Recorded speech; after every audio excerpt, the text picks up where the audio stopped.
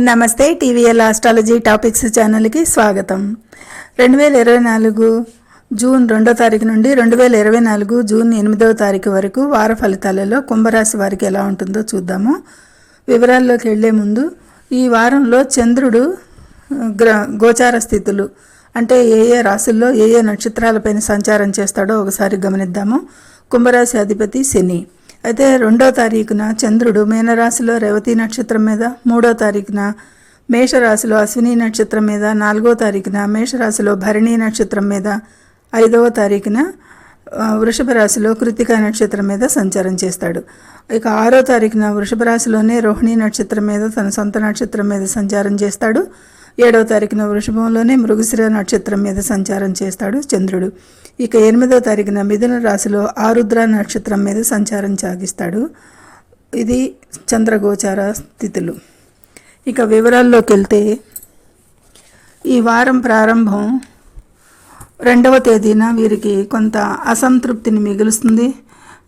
ఈరోజు కార్యాలయంలో తోటి ఉద్యోగస్తుల సహాయ సహకారాలు వీరికి లభించవు అనేది కూడా కనపడుతుంది. వివాదాలకు దారితీసే పరిస్థితులు రావచ్చు. వాదనలకు మానుకోవాలి. సామాజిక జీవితం కూడా అంత స్ఫూర్తిగా ఉండబోదు అనేది కనిపిస్తుంది. నిరాశాభావం ఆలోచనలను వ్యాపింపచేస్తుంది.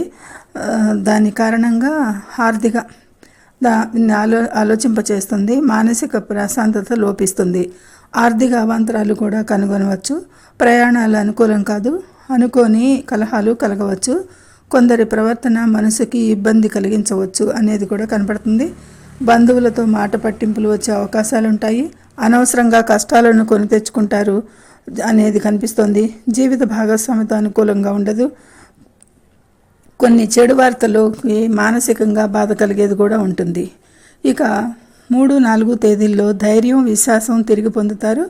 కొత్త వెంచర్స్కి అనుకూలంగా ఉంటుంది. కొత్త ప్రయత్నాలకి విజయం లభిస్తుంది. ఈ సమయం వృత్తి ఉద్యోగాలలో సంతృప్తి చెందుతారు. మంచి ఆదాయం చూస్తారు. మంచి పేరు, పోటీ పరీక్షలో విజయం విద్యార్థులకు బాగుంటుంది.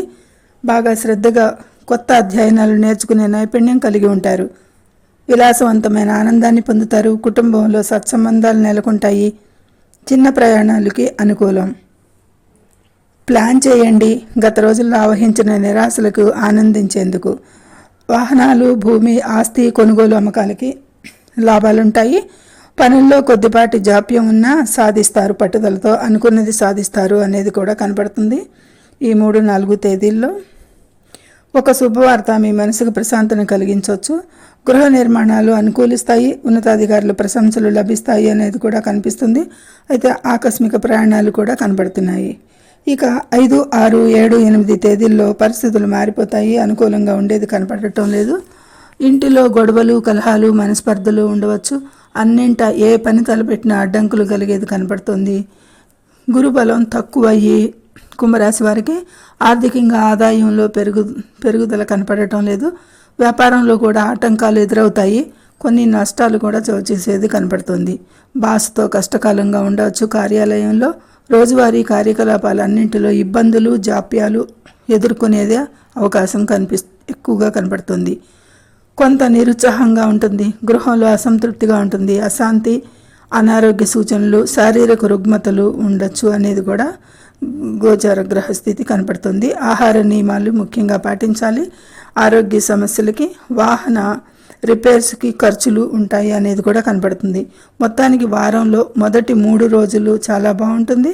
మధ్య నుండి 5, 6, 7, 8 తేదీల్లో కాస్తంత సమస్యలు, పనులు ఆలస్యం, జీవిత భాగస్వామితో విరోధాలు, కలహాలు, ఆర్థిక సమస్యలు, వ్యాపార నష్టాలు, విద్యార్థులకి ఇలా కాస్తంత ఇబ్బందులతో ఉంటుంది ఈ వారం మధ్యాంతరం నుండి వారాంతం వరకు కూడా.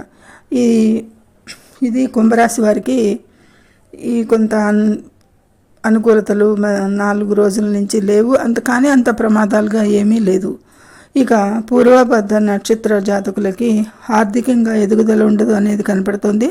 కొన్ని ఆందోళనలు, వాద్యాలు, ఆస్తి సంబంధిత సమస్యలు ఉండేది కనపడుతున్నాయి. బంధువులు, స్నేహితులతో సత్సంబంధాలు కొనసాగించడానికి ప్రయత్నించాలి. ఇక శతభిష నక్షత్ర జాతకులకు విద్యలో అడ్డంకులు, డబ్బు మరియు ప్రేమ విషయాలలో ఊహాగానాల ద్వారా నష్టాన్ని ఇస్తుంది. కానీ కొత్త అధ్యయనాలు, రీసెర్చ్ విషయాలకు లాభదాయకంగా ఉంటుంది. ధనిష్ట నక్షత్ర జాతకులకైతే వృత్తి ఉద్యోగాల్లో గౌరవం, ప్రమోషన్ పొందేది ఉంటుంది. ఆర్థిక లాభాలు ఉంటాయి.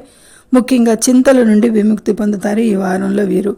ఇది కుంభరాశి వారికి క్లుప్తంగా చెప్పడం జరిగింది. ఇది గోచార ఫలితాలు మాత్రమే అని. ఇక పరిహారాల విషయానికి వస్తే శనికి తైలాభిషేకం, శివారాధన, ఆలయ దర్శనం శుభ పరిమాణాలను కలగజేస్తుంది అనే దానికి సూచించడం జరుగుతుంది. సర్వే జనో సుఖినో భవంతు.